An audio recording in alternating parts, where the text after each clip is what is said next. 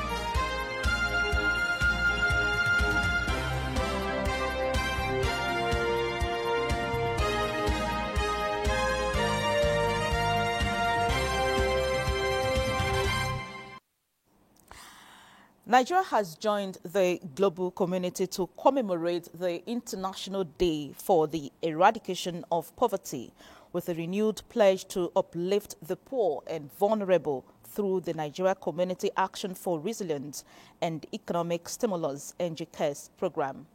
National Coordinator of the Federal CARES Support Unit, Dr. Abdulkarim Obaje, revealed that the initiative has so far impacted more than 17 million Nigerians in line with President Bola Ahmed Tinubu's renewed hope agenda and the Sustainable Development Goal, number 1, which is no poverty. According to him, over 13.1 million people have benefited from interventions in social transfers, labor-intensive public works, livelihood support, and community infrastructure.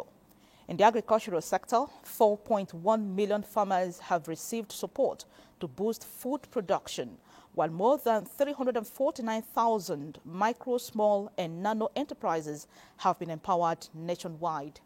Dr. Bajay commended President Tinubu's leadership and the guidance of the Minister of Budget and Economic Planning, Senator Abubakar Atiku Bagudu, for sustaining the program's impact. He noted that this year's theme, decent work and social protection, putting dignity in practice for all, reflects NGCARE's vision of empowering Nigerians to live productive and dignified lives. Now, a new integrity index by the Center for Fiscal Transparency and Public Integrity has raised alarm over corruption risks in Nigeria's local government, describing the situation as a systematic integrity crisis. With most councils rated in the extreme risk category, the findings come at a critical time following the Supreme Court's ruling on local government autonomy. Well, to discuss the implications and the urgent need for stronger fiscal oversight and accountability, we are joined by Dr. Umar Yakubu, Executive Director, Center for Fiscal Transparency and Public Integrity. You're welcome to Business Express, Doc. Thank you for inviting me. Very quickly, what exactly is the Nigerian Local Government Integrity Index and what motivated its creation?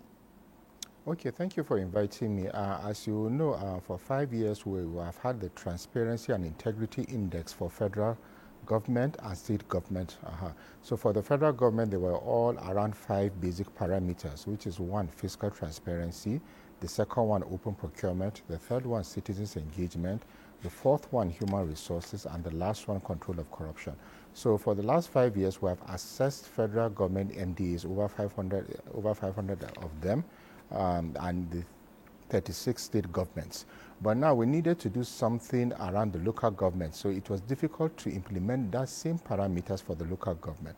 Because the truth is the local governments don't have political control, they don't have control of their resources, so we had to bring another different mechanism where we could assess the local governments to bring out their level of risk to corruption, to bad governance, and all those other indicators so that you can have solutions. So the essence of all these indicators is to bring out the real data so that we will know now where to put action. Now, the report describes the situation as a systematic integrity crisis. What does that mean in practical terms for governance at the local level? Well, two or three things. One, everybody belongs or resides in a local government. So it means the whole of Nigeria, they are living in local governments. So if you are living in a local government, it means you now have good schools for your children to go to. You now have good primary health care. You now have just minor roads. We know major roads belong to the federal government and state government. So those basic little necessities that citizens need that are supposed to be available at the local government are basically absent because for several reasons. One, the state governments have kind of, I don't want to use the word hijacked, but they're the ones that have control over those governance indicators. So that is one basic one. So if we are going to continue having three tiers of government, the federal, state, and local governments, the local government is government, quote and unquote. They are an institution on their own, an arm, so they need to manage their resources so that they would actually execute what the Constitution tells them to execute. All right. According to the index, most local councils fall into the extreme risk category. Can you tell us the specific indicators or behaviors that place them there? Yeah, like I said, for the federal and state government, there were around 5 broad thematic areas where we had 29 sub-indicators. Now, for the local government, it was impossible to do it because it would be 0.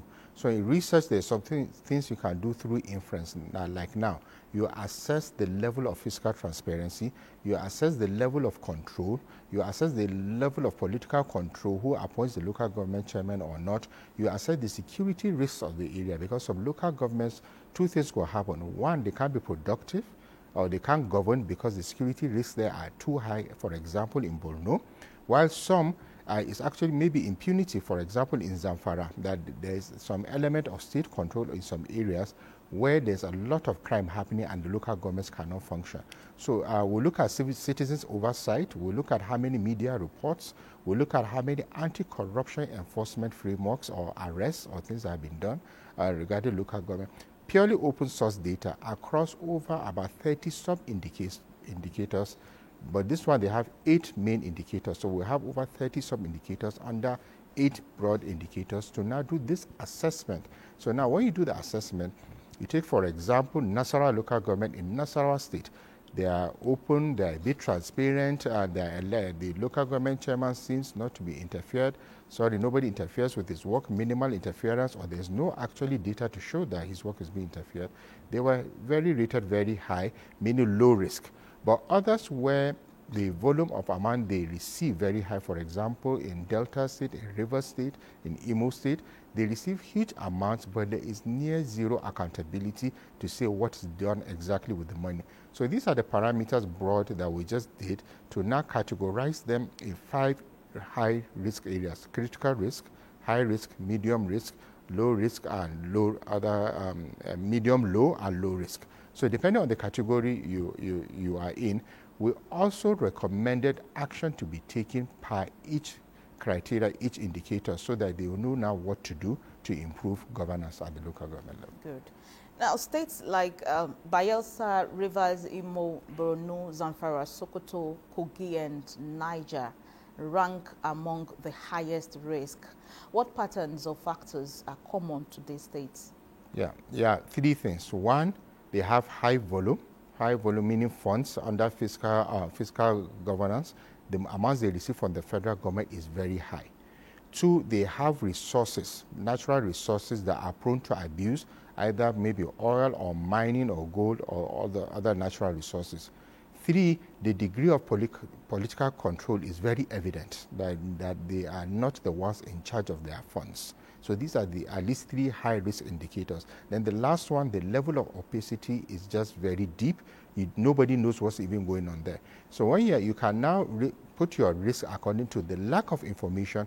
Could also be, in our own methodology, the lack of information means it's high risk, because when you have information, it means you have something to tell the citizens. So unavailability automatically puts you in that high risk category. But the amounts you receive now will depend on whether you are critical risk or high risk. How then can citizens and civil society play a stronger role in holding local councils accountable? Yeah, there needs to be more attention at the local government level. Like I said, they receive about 20% of all funds in this country. The state governments receive about 21, local governments about 18. There's a lot of money now coming in because of the removal of all subsidy. There's a lot of money coming in through all these tax reforms, but there's so much focus on the center. One of the indicators is to see the level of how many civil society are at the local government level. It is not is actually appalling. They are very minimal. All the activities at the federal level, then some degree of activity at the state level, but at the local government level, civil society are just near absent in that space. Same with the media.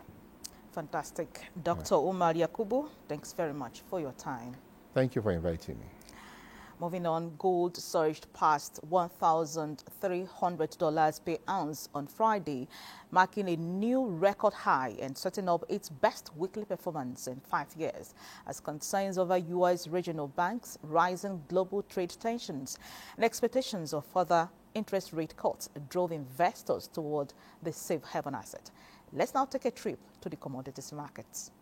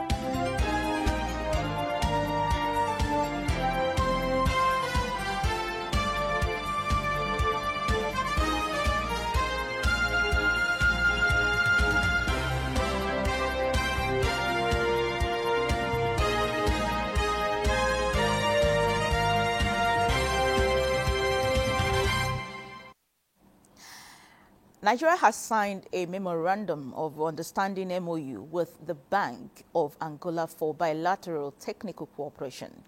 Moplang Dakok reports that the MOU signed in Washington, D.C. by Governor of the Central Bank of Nigeria, Olayemi Michael Cardoso, and Governor of the National Bank of Angola, Manuel Tiago Diaz, is part of efforts to deepen bilateral cooperation and technical exchange between Nigeria and Angola.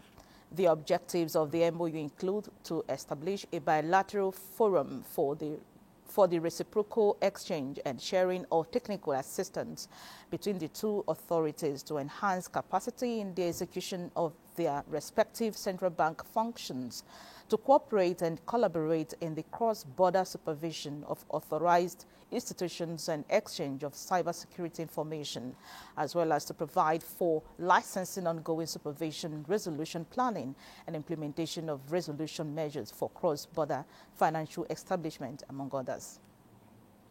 A landmark for both organizations and for both countries. The International Monetary Fund says Nigeria's ongoing reforms are paying off, attributing the latest inflation drop of 18.02% to the policy measures. In its regional economic outlook for sub-Saharan Africa, the fund projects growth for the region to rise above last year's level, reaching 4.1% in 2025. Moplang Dakok again reports. And Africa's economic growth, we now estimate, is expected to hold steady at 4.1%, with a modest pickup expected in 2026. And in our view, this reflects ongoing progress in macroeconomic stabilization and reform efforts across the major economies in the region. Pressure points for Africa remain rising debt and inflation. But the IMF says Nigeria is already making progress in taming inflation.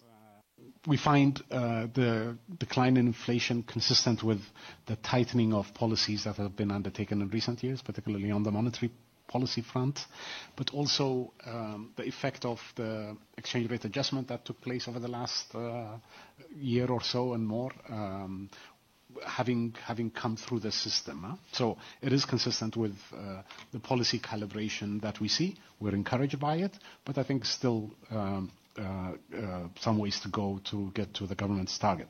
The forces of change are making the global economy less predictable. Also today, IMF Managing Director Kristalina Georgieva said the world economy has shown remarkable resilience.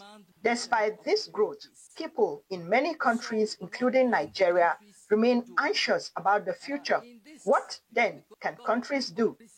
Unlock private sector growth for economies to deliver more jobs and better livelihoods. For the private sector to thrive, countries must push ahead with broad and ambitious domestic reforms, secure sound macroeconomic fundamentals for navigating a more turbulent world. Countries must rebuild fiscal space and reduce debt. This means relying more on domestic sources of revenues and making smart budget choices.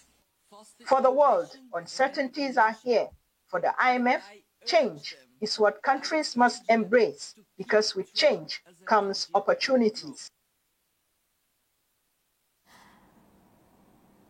Still on the IMF World Bank annual meetings, Nigeria has continued to hold several bilateral meetings with development partners and international financial organizations at the ongoing annual meetings of the World Bank and the IMF. Moplang Dakok reports that the Minister of State for Finance, Doris Uzoka Anite, says the engagements have been both impactful and productive, adding that government is working to ensure Nigerians feel the benefits of ongoing economic reforms, which have been commended by both the World Bank and the IMF. The reforms are taking strong roots and that the impact is beginning to be felt. So within a very short time, we see that translating to more job creation, more social investments, more growth in even private investment. Access to capital will improve, cost of doing business in Nigeria will drop, cost of capital also begins to drop. The central bank has started dropping their monetary policy rate, which is a positive again. So I think everything is looking good. Nigerian delegation is also advocating for increased access to finance for Nigerian entrepreneurs, reduction in the cost of capital, and measures to stimulate job creation across key sectors of the economy. Sector of the economy, as government is increasing its budgetary provision to different sectors of the economy, demand-driven job growth begins to take effect, which means as spending is growing, people will take up the skills to be able to provide the services that are required in those sectors of the economy. The Federal Ministry of Industry, Trade and Investment says findings from the Informal Economy Report 2025 will guide fresh policy interventions to strengthen Nigeria's informal sector, which remains the backbone of economic activity across the country. Launched in collaboration with MoneyPoint Microfinance Bank, Smedan, and other partners, the report paints a mixed picture of resilience and vulnerability within the informal economy. It reveals that 79% of informal businesses have experienced higher costs of operation in the past year, while 38% make daily profits below 10,000 naira.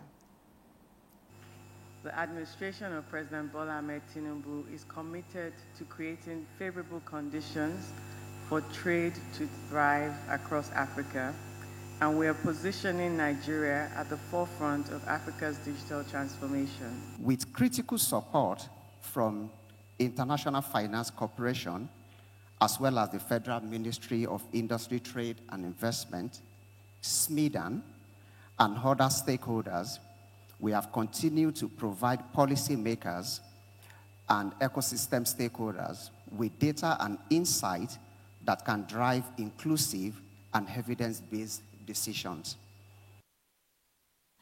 We now move to the energy market, where oil prices slipped in early trading on Friday, on track for a weekly decline amid uncertainty over global energy supplies following the announcement that U.S. President Donald Trump and Russian President will meet in Hungary to discuss ending the war in Ukraine. Brent crude futures dipped 8 cents to $60.98 a barrel, while U.S. West Texas Intermediate WTI futures fell 9 cents to $57.37. And from there, we move to the global stocks market, where South Korea's Kospi surged to a new record high for the third consecutive day on Friday, defying broader losses across Asia markets as trade negotiations with the United States continued. Let's join Maria Adozakari, who is standing by to bring us up to speed with development in equities market around the world. Hello, Maria. It's over to you. Thank you, Nneka. The bears are taking charge across global markets as the trading week comes to a close. In Europe, it's been a rough session with major indexes trading deep in the red. Concerns over the banking sector have spread across the region. Germany's DAX depreciated by 1.69%. We have the FTSE following at 1.10%. CAC of France is also down 0.14%. Moving to Asia, South Korea's Kospi hit a record high for the third straight day as trade talks continued, with the U.S. bucking wider losses in Asia. Figures show Japan's Nikkei 225 was down 1.44% at 47,582. We have the Shanghai Composite of mainland China in red at 1.95% or 3,839. We have the Hang Seng Index of Hong Kong also down 2.48% at 25,247. Across the Atlantic, we have U.S. stock futures also down, though they recover slightly from early lows as traders try to move past the credit worries triggered by a sell-off in regional banks. The Dow dipped 0.11%. We have S&P 500 following at 0.34%. Nasdaq Composite reflects at 0.50%. And turning to Africa, it's the same story as the bears dominate the markets. South Africa GSE Top 40 slipped 1.60%. Tunisia Tin Index in red 0.03%. We have Namibia Offshore Index down 0.98%. Ghana depreciates 0.31%. While in green, we have Kenya at 2.41%. That's a snapshot of global market for this afternoon. I am Maria Adozakari. It's back to Nneka. Thank you, Maria. Well, that is where we wrap up this edition of Business Express. Thank you for watching and for always sharing your thoughts with us. Your feedback keeps the conversation alive, so keep them coming. Join us again on Monday at 3 p.m. for more insights, trends, and stories powering business growth in Nigeria and beyond. I am Nneka Uku. Enjoy your weekend.